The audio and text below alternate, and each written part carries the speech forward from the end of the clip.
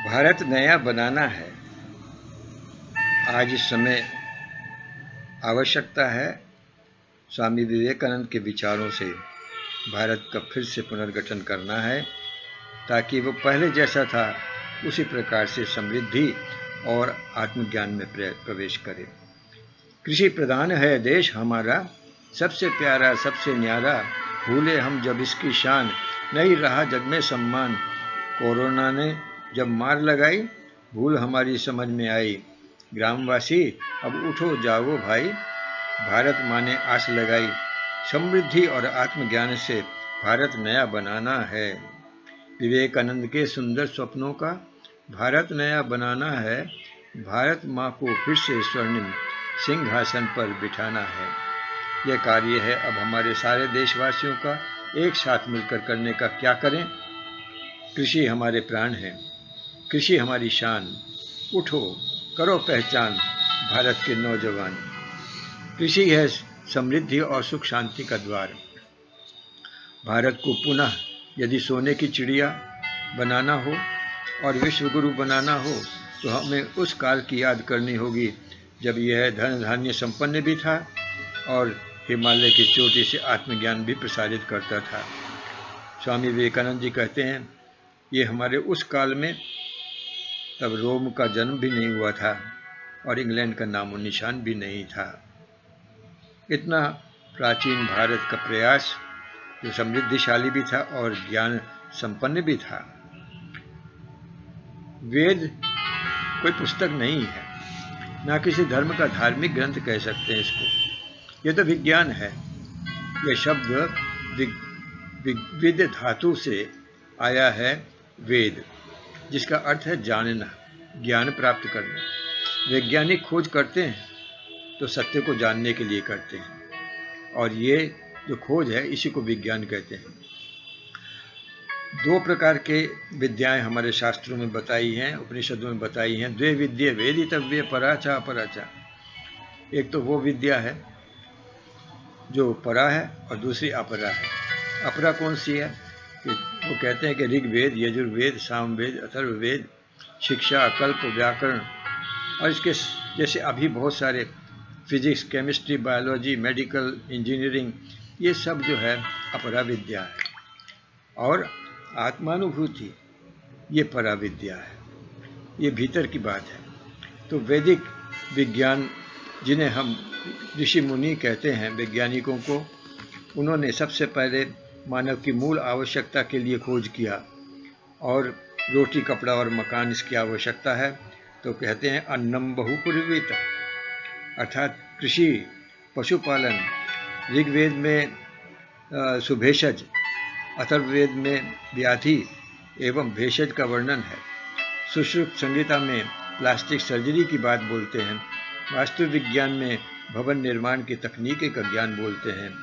इसी प्रकार से ये हमारे देश के अंदर इतनी प्रगति हुई थी कि प्लास्टिक सर्जरी में आज कितना देर लगती है उसको रिकवर करने में, लेकिन कहते हैं कि रानी की टांग कट गई थी युद्ध भूमि में, रात को प्लास्टिक सर्जरी, दूसरे दिन जाकर के वो फिर लड़ी है। इतनी प्रगति थी। ये हमारे भारत में परिव्राजक रहकर ऋषि मुनिगण जनसाधारण के हित संबंधी उपदेश राजा महाराजाओं को भी देकर राजधर्म के प्रति जागृत करते थे। नारद मुनि उसी तरह राजा युधिष्ठिर के पास गए थे और उन्होंने उनको कहा, नारद जी ने राजा युधिष्ठिर से पूछा, हे राजन, आपके राज्य में किसान संतुष्ट तो हैं? क्या सारे राज्य में आवश्यकता अनुसार बराबर दूरी पर बड़े बड़े तालाब और जलाशय बनाए हैं, ताकि उन्हें सिंचाई के लिए वर्षा पर निर्भर न करना पड़े?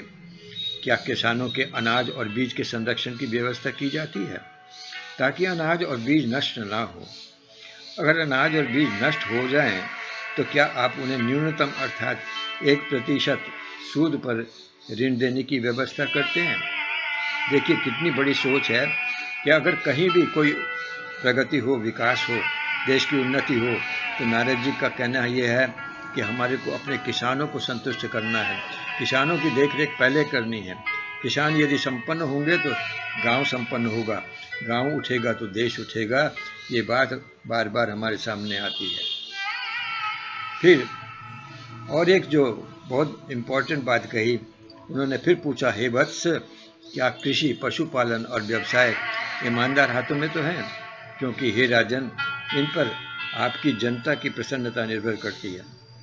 ये महाभारत का प्रसंग है। सभा पर्व में 8वां अध्याय श्लोक 77 से लेकर के 80 तक में ये बात कही गई है।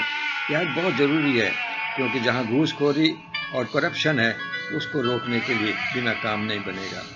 स्वामी विवेकानंद भी कहते हैं, जनसाधारण की उपेक्षा सबसे बड़ा राष्ट्रीय पाप है, क्योंकि जनसाधारण की दशा पर देश का भविष्य निर्भर करता है। जनसाधारण की अवहेलना होने पर कोई भी राष्ट्र विकसित नहीं हो सकता। और ये बात कितनी सच है। स्वामी जी का हृदय तो इसी के लिए होता था। वो आज जनसाधारण की समस्या, गरीबी, बेरोजगारी, स्वार्थी, क्षमतावान द्वारा शोषण, ये सारी समस्याएं आज आवश्यकता है। किसानों को विज्ञान और प्रयुक्ति के आधार पर प्राकृतिक संपद का उपयोग कर खाद्य वस्तुओं का उत्पादन, कपास, रेशम, तसर की खेती, वस्त्र बुनाई आदि कौशल में, लाख की खेती करने में, पानी से मोती निकलवाने में, जमीन से सोना उगलाने में, पेड़ों से रुपया झड़वाने, जो शिक्षा की आवश्यकता वो उनको देनी है। और उच्च श्रेणी और क्षमतावान में निस्वार्थ सेवा भावना, दीन दुखी और दरिद्रों के प्रति शिव ज्ञान से सेवा करना, ये उनको भी सिखाना है। तो आज शिक्षा मानवीय मूल्य की और अपने स्वावलंबी होने की, अपने पांवों पर खड़े होने की शिक्षा हमारे गांव-गांव में देने की जरूरत है। समृद्धि केवल शांति नहीं दे सकती, अतः कुछ धीर ऋषियों ने परम सुख को खोजा। यो वै भूमा तत्सुखम अल्पे सुखम नास्ति। अनित्य और क्षणिक वस्तु क्षणिक सुख के बाद में दुख देती है, अतः नित्य और अनंत वस्तु की खोज करना चाहिए। तो इसलिए किसी किसी ने सोचा, कैसे करेंगे? तो कश्चित धीरा प्रत्यगात्मानमेक्षत आवृत्त चक्षु अमृतत्वमिच्छन्। उन्होंने अपने भीतर में देखना शुरू किया, बाहर से अपनी दृष्टि हटा करके, और जो उन्होंने देखा तो वेदाहमेतम पुरुषम महंतम।